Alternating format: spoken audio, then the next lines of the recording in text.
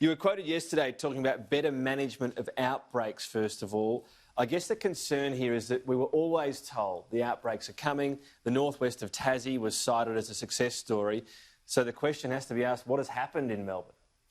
Yeah, look, clearly mistakes have been made, Tom, and we have to get the systems right here because I think people keep forgetting we're going to live with this for quite a long time. I mean, the general consensus is we're 2 years away from a vaccine, so we have to find a way of living with this and keeping the momentum going to open up the economy, because if not, we're going to sap confidence and sap jobs. So we have to learn from what mistakes have been made and we have to put in place the system, whether it's quarantine, whether it's border control, whether it's local lockdowns. How does that work so that we've got a predictable system and the community feels confident that we've got the health management right?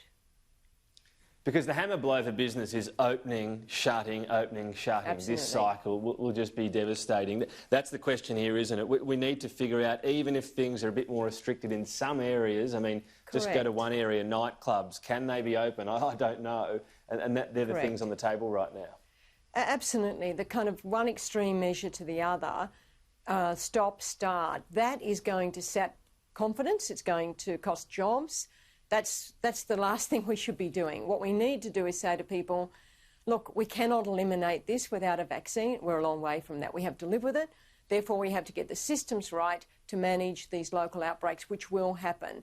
And, of course, we have to get the systems right constantly to make sure that the health outcomes are the kind of primary outcomes and that we're looking after vulnerable people in the community.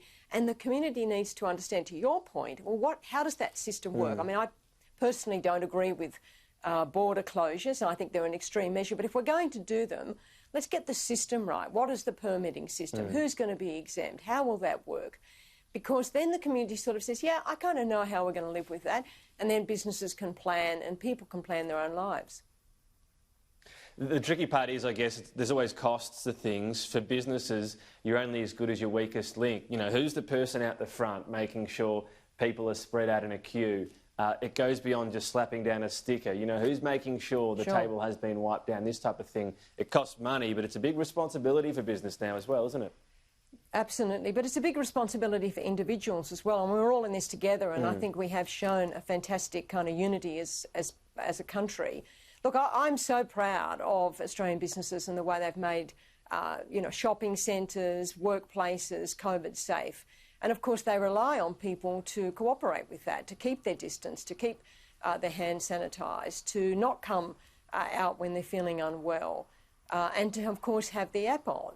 So, you know, we've got to have businesses doing the right thing, and I can assure you the lengths that some companies are going to, are just staggering to keep their people safe and their customers safe.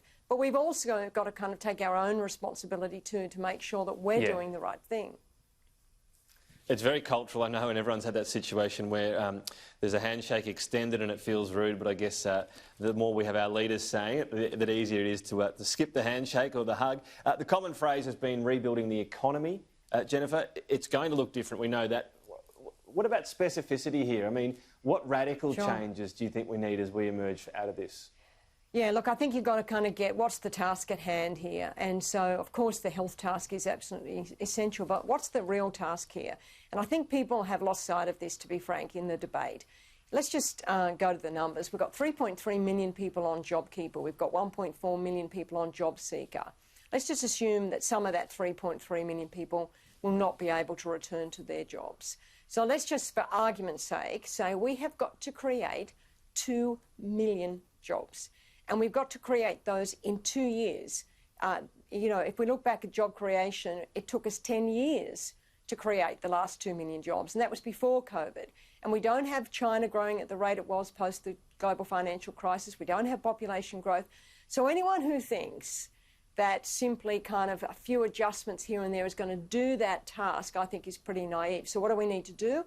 Most important thing is we have got to get activity back in the economy. So one, let's get the health system under control and make sure we can open the economy up. Two, we have got to get businesses investing. You know, it's businesses who've got to put new equipment in place, expand into markets, train their staff. They've got to invest to get that activity for job creation. And, of course, governments will have to stimulate. be it public benefit infrastructure, putting money in people's pockets through tax cuts, obviously through the JobKeeper, JobSeeker arrangements, which the government has said it will taper off. It won't just cut off. So all of those things have to be done. And then, of course, you get into the real specifics. What do we do about our inadequate skills system so that people can get those skills quickly, particularly in digital areas, so that they can get the jobs that are going to come? How do we quickly digitise the economy? How do we genuinely kind of leapfrog into a more digital economy? How do we keep trade and investment going? And how do we incentivise businesses to invest? Because the risk is that they hang on to cash because they're very uncertain. We need to give them that incentive to invest because it's investment that will create activity. It's activity that will create those jobs. The more jobs stay for now, I guess, or survive through all of this, the less we have to actually recreate. What do you think of JobKeeper in the next phase? What's your advice to government on the reboot that's coming? Well, clearly the government has signalled that it is not going to just cut it off. I mean, it needs to be tapered in some way. And that will be very much those sectors which are in continued distress.